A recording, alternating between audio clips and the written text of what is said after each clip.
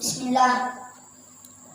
Wa amal fathatu fatakunu alamatan lil khafdi fil ismi alladhi la yansarifu mufradan kana nahwa wa awhayna ila Ibrahim wa Ismail. Awhayna ila Ibrahim wa Ismail kana nahwa Auhayna wa awhayna ila Ibrahim wa Ismail. yakfil matan bas fahayyu bi ahsana minha فحيوا بأحسن منها أو جميع أحسن منها أو جميع تكسير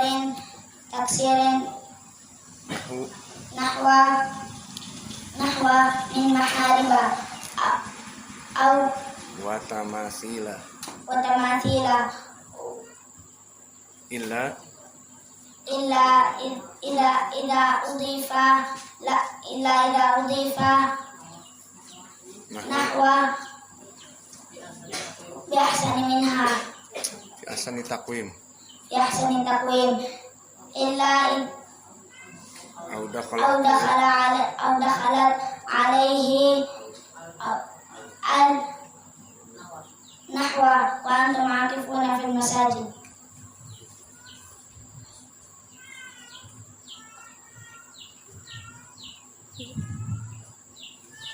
matahfad bagus nggak ngafal.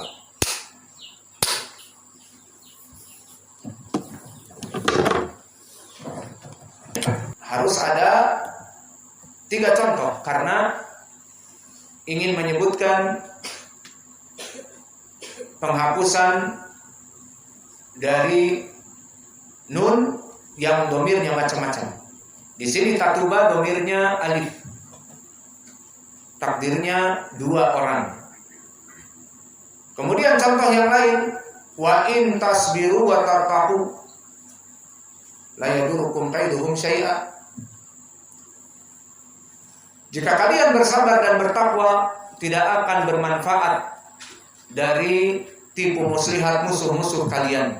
Ini jawaban bagi kita jika kita mempunyai musuh, baik musuh yang terang-terangan seperti kafir, musyrik, atau mubtadi' yang memerangi kelompok ahli sunnah seperti Syiah dan yang lainnya. Maka dengan kesabaran dan bertakwa. Atau musuh dalam selimut. Apa musuh dalam selimut? Kutu dalam selimut. Iya. Apa musuh dalam selimut? Bukan kutu, tetapi para pengkhianat ataupun mereka dari orang-orang yang membuat fitnah. Sama-sama dengan kita salafi, sama-sama berdakwah, namun dia musuh dalam selimut. Dikarenakan perbedaan pendapat jadi musuh.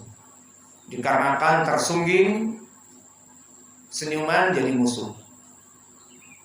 Akhirnya dia menjadi penjegal dakwah, jadi musuh dakwah, meskipun dia tidak mempunyai ilmu. Yang penting membuat tahrish dalam dakwah. Yang penting murid-muridnya bubar. Yang penting dakwahnya tidak maju. Maka digembositlah apa-apa yang dia mampu. Penggembosan macam-macam, bisa dari keuangan, dan itu yang paling primer dan paling banyak dilakukan oleh para penggembos dakwah. Dari mana itu pondok uangnya? Dia orang tidak punya uang.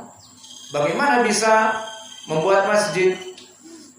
Dia orang tidak punya uang. Bagaimana memberikan makan dan minum untuk istri-istrinya yang banyak? Dia tidak mempunyai uang. Dari mana santri-santrinya bisa makan?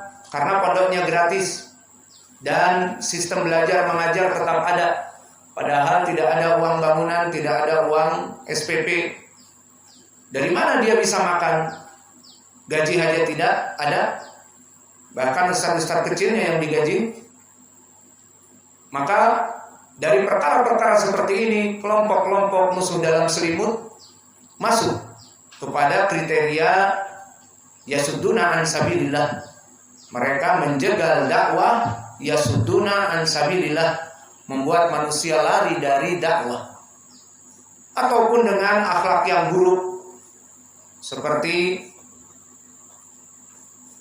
mencela, menjarah tanpa dalil, dan mengusirnya dari majelis. Tidak boleh belajar dengan saya, bahkan tidak boleh hadir ke masjid saya. Jadi misalnya saya punya masjid, namanya Mukbil Al-Wadi, itu masjid saya. Jangan belajar kalian dengan saya, jangan sholat di masjid saya. Maka ini pun tidak benar. Alhasil, ayat ini menghibur bagi kaum muslimin, terutama duat as-salafi yang banyak musuhnya.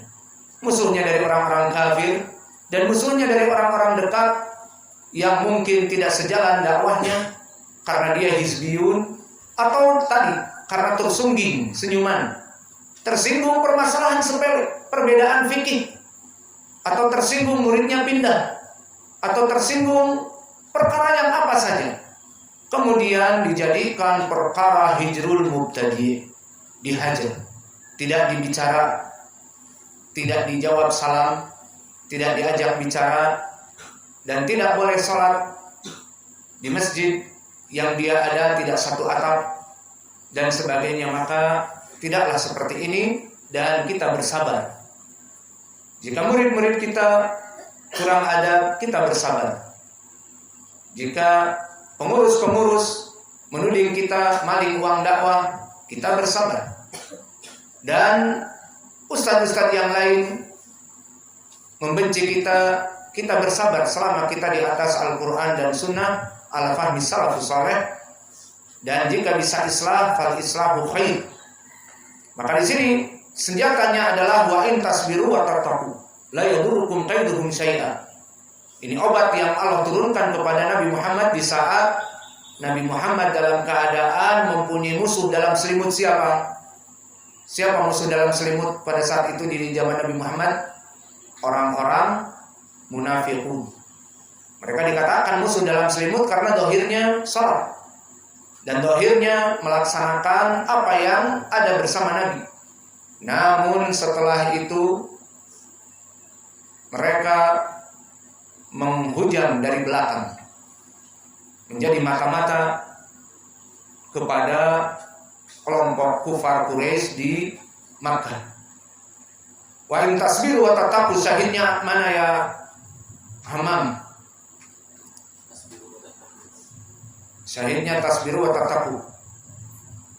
Apa i'rabnya?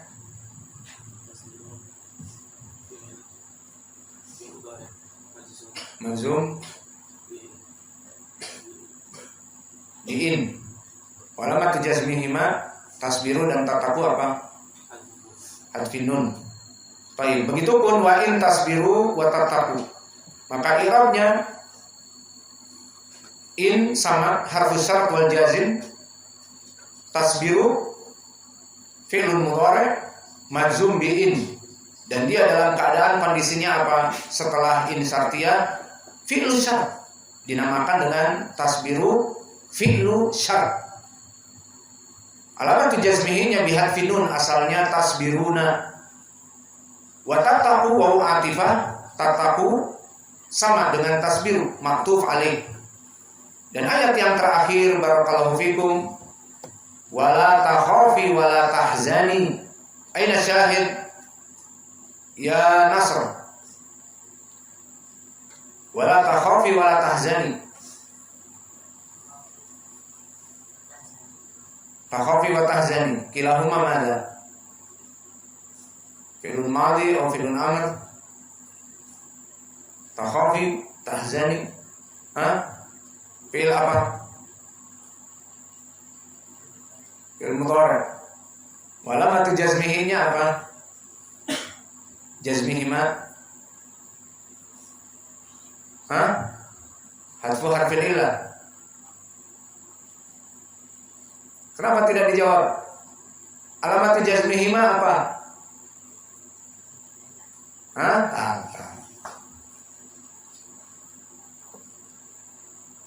Alamat jazmihnya apa? Harfil illah. Galat. Harfin nun itu sudah lewat harfil illah. Yakhsha, yardo, yajri. pembahasan kita hadfin nun. Maka i'rabnya ditulis wala tahzani, wala takhafi, wala tahzani, maka wawu atifah la nahiyah. Dan la nahiyah di ilmu usul memberikan makna at-tahrim, dan di sini memberikan penjazman pada fi'lun mudhari', la nahiyah. Maka la takhafi fi'lun mudhari' majzum dengan la nahiyah. Wala tahzani, maka la di sini pun sama tahzani maktufun dengan la nahiyah. Tahzani fi'lun mudhari' majzum, alamat jazmihi-nya dengan hadfi nun. Maka wala takhafi, wala tahzani, asalnya wala takhafina, wala tahzanina, seperti itu. Maka di sini maktuf kepada takhafina, kepada takhafi.